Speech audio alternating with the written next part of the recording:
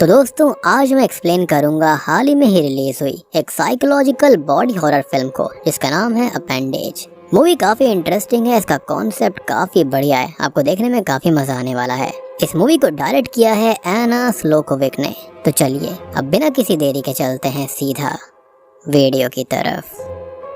Movie शुरू होती है हमारी मेन लीड को दिखाते हुए जिसका नाम हैना होता है, जो कि अपने पेरेंट्स के साथ में खाना खा रही थी, जहां पर उसकी माँ उससे कुछ कहती है जो कि उसे पसंद नहीं आता और अब वो अपने फिंगर पर नेल रब करने लगती है। वो अक्सर गुस्से में, कंफ्यूजन में, एग्रेशन में ऐसे ही अपनी फिंगर नेल रब करती है, जो कि ज्यादा खास नहीं है। लेकिन खास चीज को अब हम देख पाते हैं कि उसके पेट से कोई चीज बाहर की ओर पुश होने लगती है, मूव होती है, जिससे एक थोड़ी सी अनकंफर्टेबल फीलिंग उसको आती है। वो परेशान हो जाती है और अब वो अपने पेट को रब करती है, जिससे सब कुछ नॉर्मल हो जाता है। जिसके बाद वो भी इन सब पर ज्यादा ध्यान नहीं देती। अब अगले सीन में हम उसे उसके अपार्टमेंट में देखते हैं एज वो अपने पेरेंट्स से अलग रहती है और यहाँ उसका बॉयफ्रेंड केलन उससे मिलने आया हुआ था। वो दोनों साथ में वक्त बिताते हैं और इंटीमेट होते हैं, जिसके बाद वो दोनों सो जाते हैं और अगले दिन हैना तैयार हो रही थी। तभी हम उसके पेट पर सेम उसी जगह पर जहाँ से वो हलचल हम देख पाए थे, वहाँ पर एक बड़ा सा बर्थ मार्क देख पाते हैं। अब तैयार होकर वो अपने वर्क प्लेस जाती है, जहाँ पर वो एक काफी बड़े और फेमस फैशन डिजाइनर के पास जॉब करती है, जहाँ पर उसका काम बेस्ट ड्रेस डिजाइन करने का है। लेकिन अभी उसके बॉस को उसके डिजाइन ज्यादा कुछ खास पसंद नहीं आते और उसके ऊपर गलती से हैना खून भी लगा चुकी थी बटन लगाते हुए, और वो ड्रेस एक फेमस ड्रेस की कॉपी लग रही होती है। तो वो हैना को काफी सुनाता है, जिससे वो अपसेट हो जाती है और अब वो वॉशरूम जाती है, जहाँ पर उसके पेट में वही हलचल, वही पुश फिर से शुरू हो जाता है और वो देखती है कि वहाँ पर थोड़ा सा उठा हुआ पार्ट, साथ ही साथ कुछ ब्लड भी था, जिससे वो काफी परेशान हो जाती है। लेकिन तभी उसकी दोस्त आकर उससे बात करने लगती है, जिससे अभी वो कुछ नहीं बताती। खैर अब इसकी दोस्त के बारे में हम जानते हैं, तो इसका नाम एस्टर है, जो कि हैना की बहुत ही अच्छी दोस्त है, जो कि उसे अभी लाइट अप करती है और पार्टी के लिए चलने का कहती है,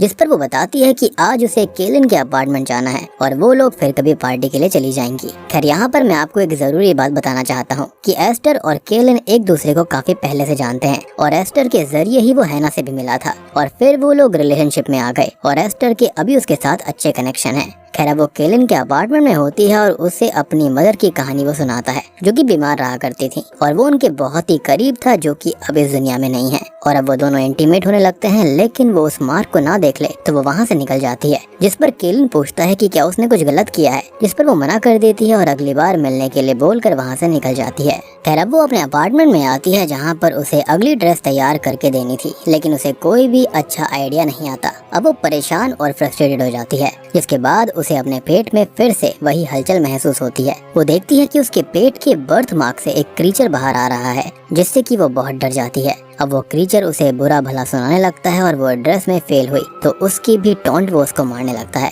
जिसके बाद वो बेहोश हो जाती है। जब उसको होश आता है तो वो अपनी आंखों देखी पर यकीन नहीं कर पा रही थी और वो इस क्रीचर को उठाकर अभी क्लोजेट में बंद कर देती है। खैर वो खुद को संभालती है और अपने बर्थ मार्क पर बने हुए घाव की ड्रेसिंग करती है, जिसके बाद वो अपने काम पर लग जाती है और उसको एक काफी बेहतरीन आइडिया आता है और वो एक ड्रेस डिजाइन बनाकर तैयार कर देती है, जो कि उसके बॉस को भी काफी पसंद आ जाता है, जिससे वो काफी खुश होती है। खैर अब वो एस्टर से बात करती है, जो कि उसके घाव को नोटिस कर लेती है और अब उसके बारे में पूछती है तो वो ये बोल देती है कि ये किसी तरह की एलर्जी है और वो जल्दी ही डर्मेटोलॉजिस्ट के पास जा रही है। खैर अब वो डर्मेटोलॉजिस्ट के पास पहुंचती है, जो कि उसके बर्थ मार्क को चेक करती है, जिस पर वो घाव बना हुआ था और अभी उसके रूटीन के बारे में भी पूछती है, जो कि उसने चेंज नहीं किया है। कोई भी हेल्थ या फिर ब्यूटी प्रोडक्ट उसने नहीं इस्तेमाल किया था, मींस ये एलर्जी तो नहीं थी। और तभी वो कहती है कि ये शायद से ह्यूमन काइमेरा का केस हो सकता है, ये डुअल डीएनए ह्यूमन काइमेरा होगा, जिसको साफ शब्दों में समझा जाए तो उसने अपने ट्विन्स को वोम में ही एब्जॉर्ब कर लिया होगा, जिसकी वजह से ये बर्थ मार्क है, जो कि सुपर सेंसिटिव है। हालांकि ये इशू है, लेकिन इतना बड़ा भी इशू नहीं है। और तभी अपने डर से हैना ये पूछ लेती है कि क्या वहाँ से वो ट्विन बाहर आ सकता है, जिस पर डॉक्टर कहती है कि ऐसा कभी नहीं होता, मीन्स कि वो बाहर नहीं आएगा। लेकिन हैना के साथ तो कुछ अलग ही हो रहा था।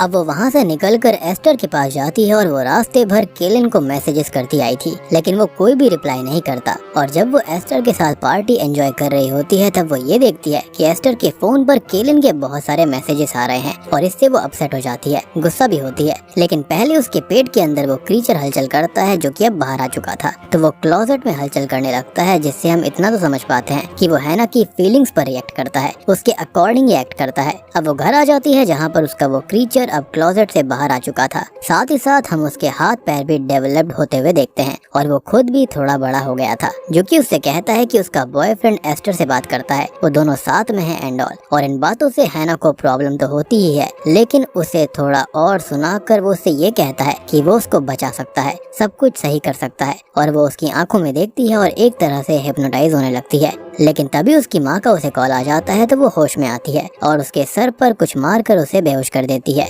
यानी कि उस क्रीचर को। और अब वो उसे ले जाकर बेसमेंट में बंद कर देती है और वो कहता है कि वो उससे छुटकारा नहीं पा सकती, चाहे कितनी भी वो कोशिश कर ले। लेकिन वो उसकी बातों को सीरियसली ना लेते हुए वो अपने घर निकल जाती है। अब उसे उसकी माँ का फिर से कॉल आता है, जिनके कॉल्स को वो यूजुअली पिक नहीं करती, लेकिन फिलहाल वो पिक कर लेती है और उनसे पूछती है कि उसका कोई ट्विन था क्या, लेकिन वो मना कर देती है। और अब वो उसे गुड बाय डिनर के बारे में बताती है, जिसमें उनके 15 लोग और आएंगे तो हैना भी आ जाए। और हैना यहाँ भी थोड़ी बहुत एंग्शियस थी और अपनी फिंगर्स के नोच लेती है, यानी कि वो टेंशन में ये सब किया करती थी। अब तभी उसके डोर पर आवाज होती है और वो डोर ओपन करती है तो वहाँ पर एस्टर और केलिन थे, जो कि उसे पिकनिक के लिए लेने आए थे। लेकिन वो उन्हें साथ में देखकर अपसेट हो जाती है और उसे पहले ही उन पर शक था कि उनके बीच कुछ पक रहा था, तो अब वो भी ऐसा ही सोचती है और उसका शक बढ़ता जाता है। लेकिन वो उन्हें ही जाने के लिए बोलती है और वो वहाँ से चले जाते हैं। खैर अब वो इंटरनेट के ऊपर डुअल डीएनए काइमेरा के बारे में सर्च करती है और तभी उसे इस चीज से सफर कर रहे लोगों की कम्युनिटी के बारे में पता चलता है और वो उनसे मिलने के लिए निकल जाती है। अब वो एक सीक्रेट बेसमेंट में जाती है, जहाँ पर उसे कुछ लोग मिलते हैं जो कि उसके जैसे ही सेम प्रॉब्लम से जूझ रहे होते हैं और वो उस क्रीचर को अपेंडेज बुलाते हैं। और उनके क्रीचर के बारे में सुनकर वो थोड़ा सा रिलैक्स होती है कि वो अकेली नहीं है जो कि इस चीज से जूझ रही है। खैर वहाँ पर एक व्यक्ति फ्रेड उसे अपने अपेंडेज के बारे में बताता है कि वो एक ऐसा क्रीचर है जो कि उन लोगों को मिजरेबल बनाकर अपना फायदा करता है और सबके अपेंडेज उनके बर्थ मार्क से ही निकलते हैं, एज वो वहीं से पैदा होते हैं या फिर बाहर आते हैं। और ये एक तरह की अनडिस्कवर्ड इलनेस है जो कि डुअल डीएनए से होती है। अब हैना बोलती है कि उन्हें डॉक्टर के पास जाना चाहिए, तो वो कहता है कि एक आदमी गया था जिसे पकड़ लिया गया, उस पर इनह्यूमन ट्रायल्स और एक्सपेरिमेंट चालू हो गए थे और जाएंगे तो सबका वही हश्र होगा, इसलिए उन्हें छुप कर रहना होगा। अब वो आगे बताता है कि अपेंडेज अपने होस्ट पर ही फीड करता है, जिसे वो किसी तरह के हिप्नोसिस से कंट्रोल करके उसकी माइंड और बॉडी को कमजोर कर देता है और खुद को ग्रो करता रहता है, ताकतवर होता है। लेकिन वो लोग अपने अपेंडेज को मार नहीं सकते क्योंकि वो उनसे ही कनेक्टेड है और वो उसे किसी पर्टिकुलर चीज से जानते हैं, जैसे कोई पेन हो सकता है, फीलिंग्स हो सकती हैं, और उन्हें हमेशा अपने अपेंडेज को बांध कर छुपा कर रखना होगा। और उनके पास सेडेटिव भी है, जिससे वो अपने अपेंडेज को कमजोर और बेहोश रख सकते हैं हमेशा के लिए। और वो सेडेटिव इंजेक्शन लेकर हैना भी वहाँ से निकलने लगती है, जिसे उसी ग्रुप में क्लॉडिया नाम की एक लेडी मिलती है जो कि उससे बात करती है और कॉफी पीने के लिए उसे अपने घर ले जाती है, जहाँ पर वो दोनों थोड़ी बहुत बात करते हैं। खैर क्लॉडिया का अपेंडेज जो कि रूम में था बहुत हलचल कर रहा था, तो हैना पूछती है कि उसने उसे सेडेटिव क्यों नहीं दिया, जिस पर वो बताती है कि कभी कभी उसे बुरा लगता है कि ये सही नहीं है, जिस पर हैना बोलती है कि उन्हें ये करना ही होगा क्योंकि वो उनके नेगेटिव बिलीव्स को वैलिडेट करने लगता है, जो कि ज्यादा गलत है। अब क्लॉडिया अपने अपेंडेज को शांत कराने जाती है और हैना अपने घर आ जाती है, जिससे उसका अपेंडेज ये बोलता है कि वो उसकी मदद करने आया है और वो सब कुछ ठीक कर सकता है और अगर वो उसे शांत कर देगी तो वो सफर करती रहेगी। लेकिन वो उसकी एक नहीं सुनती और उसको सेडेटिव दे देती है। खैर अब वो अपने घर आ जाती है और अपने काम पर लग जाती है, जिससे मिलने उसका बॉयफ्रेंड केलिन आता है, जिसके आने से वो खुश होती है। लेकिन वो ये बताता है कि उसकी और एस्टर की हैना को लेकर बात हुई थी और ये सुनकर हैना फिर से शक करने लगती है कि वो दोनों उसके पीठ पीछे गलत काम करते हैं, बात करते हैं। और अब वो उसे घर से निकाल देती है और गुस्से में अगले दिन किसी बात पर एस्टर से भी झगड़ा कर लेती है। खैर कुछ दिन सब कुछ ठीक चलता रहता है और एक दिन वो क्लॉडिया के पास जाती है, जहाँ पर वो बताती है कि उसने कॉलेज में एक दिन अपनी कार हिट कर दी थी क्योंकि वो खुद को डिफेक्टिव माना करती। इस पर क्लॉडिया उसको समझाती है कि वो बिल्कुल नॉर्मल है और सही है। और हम ये भी जान पाते हैं कि उसके झिझक, शायनेस, एंजाइटी जैसी फीलिंग्स की वजह उसका खुद को लेकर नेगेटिव सोचना ही था। क्लॉडिया उसको एक सीक्रेट बताती है कि वो अक्सर अपने अपेंडेज से बात भी करती है, जो कि उसे चीजें बताता है जो सही साबित होती हैं। और उसने उसके एक्स हस्बैंड की चीटिंग के बारे में बिल्कुल सही चीज बताई थी। आगे वो कहती है कि अगर वो अपेंडेज को सही से इस्तेमाल करे तो वो एक पर्सनल साइकिक की तरह हो सकता है, बस थोड़ी सावधानी बरतनी होगी कि वो उसे पूरी तरह से हिप्नोटाइज करके ब्लैकआउट ना कर दे। अब हैना घर आकर अपने अपेंडेज से बात करने की कोशिश करती है और वो उसको पास बुलाता है, उससे कहता है कि एस्टर और केलिन प्यार में है और कोई उससे प्यार नहीं करता। और अब वो उसे पूरा हिप्नोटाइज करके ब्लैकआउट कर देता है, जैसा उसे नहीं करना था। और अब वो खुद को ग्रो करने लगता है और जब वो होश में आती है तो अपेंडेज वहाँ से जा चुका था। वो उसे सब जगह ढूंढती है और तभी उसकी माँ का उसे कॉल आता है, जो कि उसे खाना पिक करने का बोलती है। और वो परेशान हो रही थी लेकिन फिर भी निकल जाती है। तभी हम उसके अपेंडेज को देखते हैं जो कि वहीं छुपा हुआ था, वो उसको ट्रिक कर रहा था। खैर अब वो क्लॉडिया को भी कॉल करती है और उससे मदद मांगती है, जो कि जल्दी मिलने का उससे बोलती है। खैर अब हैना खाना पिकअप करती है और अपने पेरेंट्स के घर तो आ जाती है, लेकिन उसकी तबीयत खराब हो जाती है। वो खाने के ऊपर ही वॉमिट कर देती है और अब उसकी अपने पेरेंट्स से भी बहस हो जाती है, जिसके बाद वो अपने घर आने लगती है और रास्ते में कॉल करके क्लॉडिया को भी घर पर बुला लेती है। अब उसकी तबीयत काफी खराब हो चुकी थी, जो कि उसकी अपेंडेज की वजह से हुई थी। और अब उसकी अपेंडेज उसके पास आती है, जो कि काफी बढ़ गई थी और उससे वो बुरी बुरी बातें बोलने लगती है, उसे मेंटली तोड़ने लगती है और फिर अपनी जीभ से उसे फीड करने लगती है। और तभी क्लॉडिया वहाँ पर आ जाती है और अब तक हैना की अपेंडेज उस पर फीड करके पूरी तरह से उसका रूप ले चुकी थी और हैना बहुत ज्यादा कमजोर हो जाती है।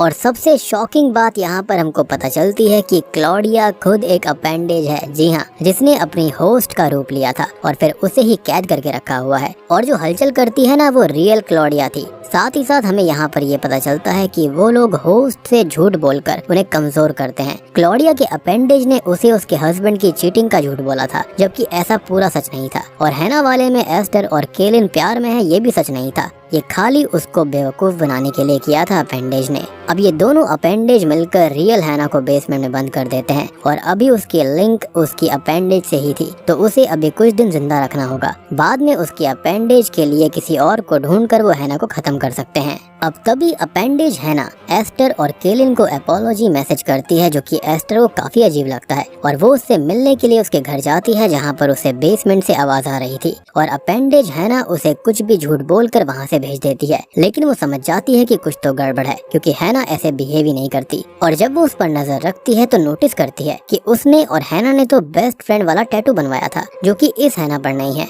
और वो अब हैना के बेसमेंट में चेक करने जाती है, जहाँ पर उसको असली हैना मिल जाती है, जिसको लेकर वो हॉस्पिटल पहुँचती है। और वो दोनों बेस्ट फ्रेंड्स हैं, तो उनके रिश्ते फिर से ठीक हो जाते हैं। इसी बीच हम अपेंडेज हैना और अपेंडेज क्लॉडिया को देखते हैं, जो कि अपेंडेज सपोर्ट ग्रुप के पास आती हैं। और सबसे शॉकिंग बात कि यहाँ पर ये लोग नहीं थे, बल्कि अपेंडेज ही हैं, जो कि अपने होस्ट पर फीड करके ग्रो होते हैं और फिर उनकी ही जिंदगी लेकर जीने लगते हैं, उनको खत्म कर देते हैं। साथ ही साथ अब उनके लीडर ने एक नया तरीका ढूंढ लिया है, जिसके अंदर वो दूसरे इंसानों पर भी फीड कर सकते हैं। और वो एक आदमी को उसके भाई की मौत के बारे में बताता है, जो कि उसे मेंटली पेन देता है, इमोशनली तोड़ता है और फिर उस पर ही फीड करता है। और अब बाकी अपेंडेज भी यही सब करने लगेंगे। अब अपेंडेज हैना केलिन के पास जाती है और यहाँ हॉस्पिटल में रियल हैना से डॉक्टर बात करती है उसके टेस्ट की, और कुछ वक्त हॉस्पिटल में रहने की बात बोलती है। यहाँ अपेंडेज हैना केलिन के साथ इंटीमेट होती है और वो उसका बर्थ मार्क नोटिस करता है, तो वो कह देती है कि उसने कोई क्रीम लगाई थी जिससे वो थोड़ा फेड हो चुका है।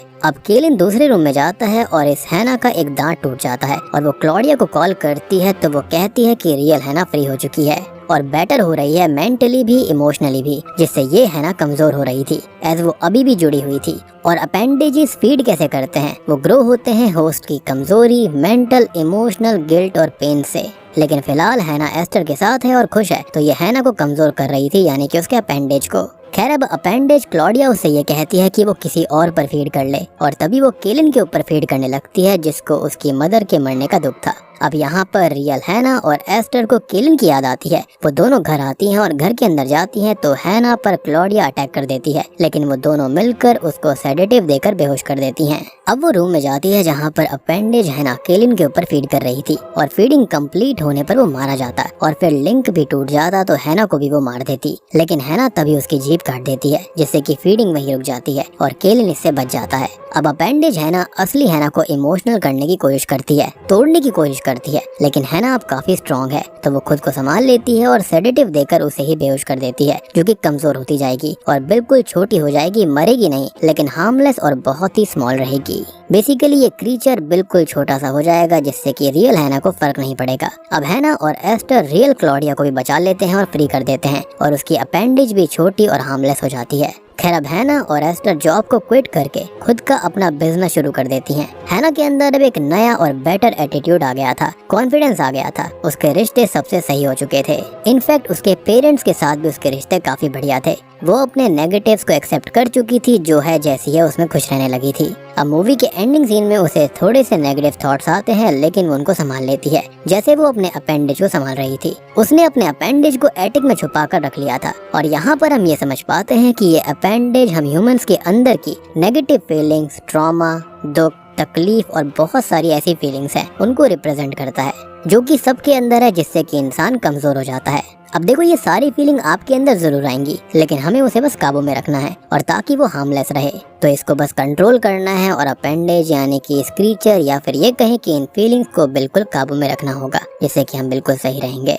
और बूम, इसी के साथ में ये मूवी यहीं पर खत्म हो जाती है। तो दोस्तों, ये थी एक सोशल कॉज के ऊपर based psychological horror movie appendage. उम्मीद करता हूँ कि आपको पसंद आई होगी।